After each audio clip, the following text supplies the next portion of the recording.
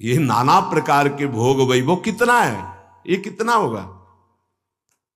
अरे भाई असंख्यों रुपया है लोगों के पास, खूब नाना प्रकार के भोग सामग्री, लेकिन भजन नहीं है।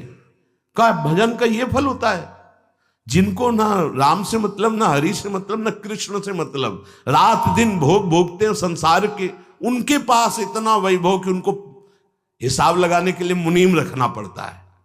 क्या यही भजन का फल है? क्या यही जीवन भर की तपस्या का ये फल है जो पापियों के पास भी है? नहीं। जिसको विषयों में घृणा प्रतीत होने लगे, तभी का ब्रह्मादिक के भोग सब विषम लागत ताई, नारायण ब्रज चंद की लगन लगी है जाई, उसके ऊपर गुरु कृपा है। गुरु कृपा की पहचान, जब विषय घृणास्पद लगने लगे, रमा बिलास राम अनुरागी तजत बमन।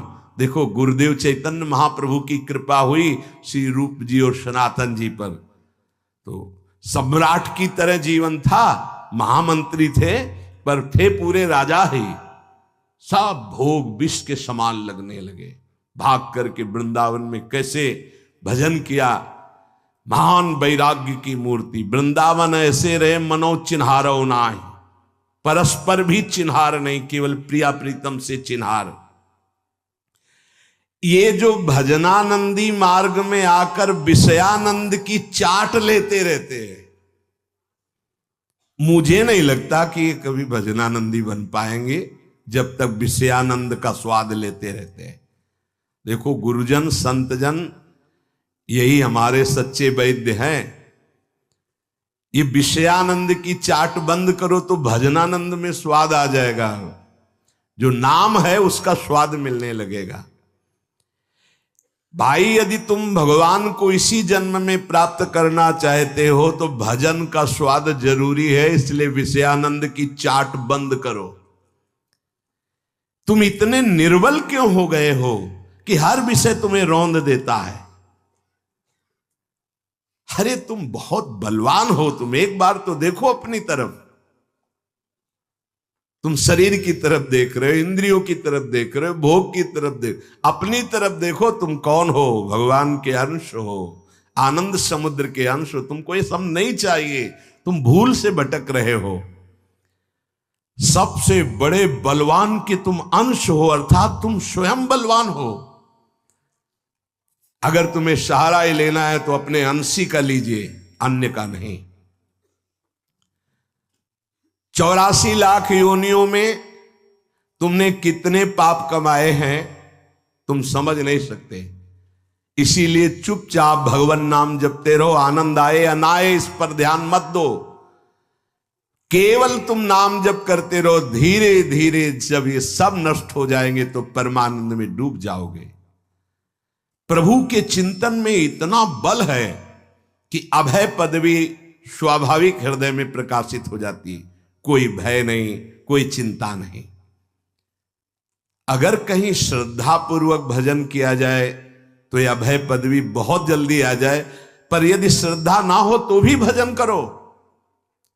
जैसे आग अपना काम जलाना वो छोड़ती नहीं है, चाहे प्यार से छुओ, चाहे नाराज होके छुओ, चाहे भाव से या कुभाव से जला देगी। ऐसे नाम, जो भगवान का भजन करते हैं वो कितने भी बड़े पापी हो आगे चलकर महात्मा बन जाते हैं। ऐसा देखा गया, ऐसा पाया गया। पापात्मा पुरुष की यद्यपि भजन में प्रवृत्ति नहीं होती, पर यदि महात्माओं का संग हो जाए तो पापात्मा भी महात्मा बन जाता है। एक बार एक तारकेश्वर, किसी प्रकार यदि आपका निरंतर भजन बन गया तो माया छूट जाएगी, और जब तक माया नहीं छूटती तो दो बने रहते हैं, हम और ईश्वर।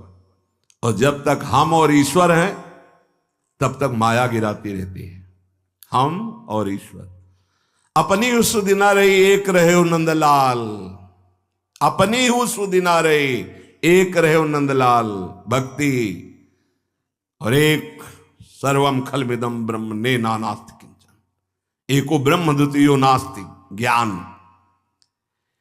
ये जो दुनिया की बातें करते रहते हैं, न ज्ञानी होते हैं, न भक्त होते हैं, प्रपंची होते हैं, त्रिकाल में भगवदानंद नहीं प्राप्त कर सकते। जो दुनिया की बातें करते रहते हैं, इधर की बात, उधर की बात, इस पार्टी की बात, उस पार्टी की बात, द्वंद्वों की बात, प्रपंच की बात, कभी भगवत प्राप्ति नहीं हो सकती। ये दुनिया का प्रपंच वर्णन करने वाले न ज्ञानी होते हैं, न भक्त होते हैं, न त्रिकाल में इनको भगवदानंद मिलेगा। तुम तो भैया भगवान नाम को अखंड रूप से पकड़ लो। पूज्य बाबा कह रहे हैं, बस इस दुनिया का चिंतन न होने पावे। श्वासा पलटे नाम बिन तो धिग जीवन संसार। अगर एक भी श्वास नाम के बिना जाए तो तुम्हारे अंदर जलन पैदा हो जाए। धिक्कार है, श्वास खाली कैसे चली गई। देखो भैया, चाहे ज्ञान हो या भक्ति, ये कोई खिलवाड़ की चीज नहीं है। ज्ञानी या भक्त कभी प्रपंच की बात नहीं कर सकता, पहचान है। ये केवल बाबा के शब्दों में कह रहे हैं। आवारा बुद्धि वाले ही दूसरों की निंदा स्तुति और प्रपंच किया करते हैं, न ज्ञानी न भक्त। अरे जिसको ये मालूम है कि संसार दुखालय है, वो क्यों इसका चिंतन करेगा, चाहे भक्त हो या ज्ञानी। जब हमें मालूम है कि हमको इस दुख में, संसार में नहीं फंसना, नित्य सच्चिदानंद सुख में जाना है, तो हम उसका चिंतन करें। जहां में जाना है, चित्त में निरंतर चित्तचूर प्रभु का चिंतन बसा लेना, यही परम वैराग्य की स्थिति है। घर में बाहर पंथ में कहूं रहे यह देह, तुलसी सीताराम सो लाग्यो रहे स्नेह।